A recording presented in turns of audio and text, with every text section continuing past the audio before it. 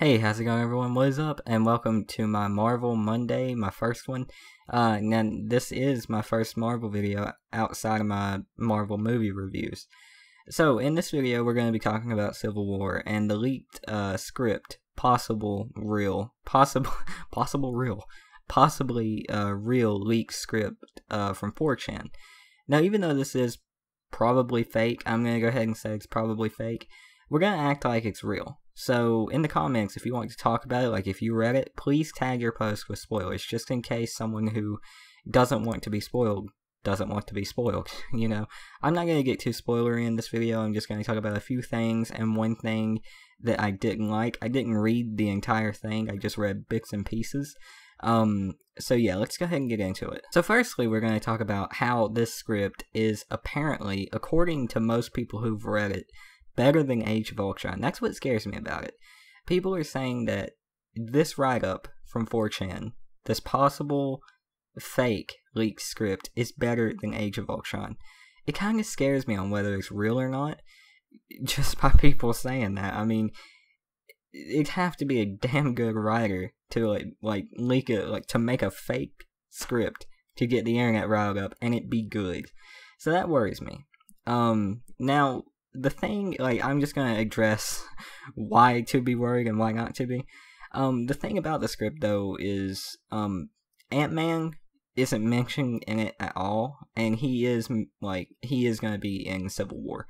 So that's the thing to go with it, like, it doesn't mention AntMan at all. So, I mean, that leads us to believe it's fake. But yeah, I'm gonna talk about the thing real quick that I didn't like about it that I've heard that was in it. Spider-Man is apparently autistic in it. I don't know, like, if just hearing that automatically throws you guys off, but it really threw me off. I don't like that at all. Nothing against autistic people. I've talked about this in, like, the comments of some pages on Facebook, and I've had a lot of people agree with me, and a few people disagree with me. I mean, it's nothing against autistic people. It's just, they don't need to change an already good character that much. I'm not saying that it's going to make him better, I'm not saying that it's going to make him worse. It's just, you don't need to alter the source material just because you got him back from another company. Making Spider-Man right out of the Civil War comics and right out of the Spider-Man comics in general and putting him in the movie would be perfect. And that's what I was assuming we were going to get when it was announced that Marvel was actually getting Spider-Man back for Civil War. And I mean, it threw me off. If this is real, it's pretty disappointing because I was looking forward to a right out of the comics Spider-Man. From Civil War, it's just the scene I wanted to see when Luke Cage was talking to the Punisher and Spider-Man was there and they were talking to each other and Luke says, "You two want to get a room?" and Spider-Man just goes, What's the matter, honey? You jealous?" And I just want a Spider-Man like that. I'm not saying that this autistic Spider-Man couldn't be that. It's just, I'm worried that he won't be. I wanted a Spider-Man directly out of the comics. Like, Andrew Garfield's Spider-Man has been the closest that we've gotten to right out of the comic Spider-Man, as far as the persona goes. As far as, like, the heroism goes, I want to say, that went to Tobey Maguire's Spider-Man. But the personality of Spider-Man, the humor of him, went to Andrew Garfield. And that's the closest that we've gotten. I want to see that brought to, you know, Civil War and the Marvel Cinematic Universe with this new Spider-Man. And it just worries me that if they're taking this big of a chance and turning him into an autistic Spider-Man, making this big of a change, they're going to go ahead and change him all the way and just take that personality away entirely and just turn him into, like, a Bruce Banner clone in a Spider-Man outfit. Like, Peter Parker's supposed to be smart, but he's snarky. He's Tony Stark, but a kid, basically. And that's what makes him so good. I don't want them to make him autistic and then take away his personality. Like, I'm assuming if they're going to go as far as to put him, like, make him autistic, they're just going to take his personality away too. That's just how I look at it. That's how I react to things. If it's bad, to me, it's an apocalypse. I don't know why, but it just worries me on that. But yeah, let's go ahead and move on. Let's talk about how fucking excited I am for this. So guys, just with everything starting, everything's getting kicked off. AntMan is like a month and a half away, 2 months away. Filming started. I'm just so pumped for this. This is like my all-time favorite Marvel story. This is the only story that comes close to the Flash rebirth for me. So I am hilariously excited.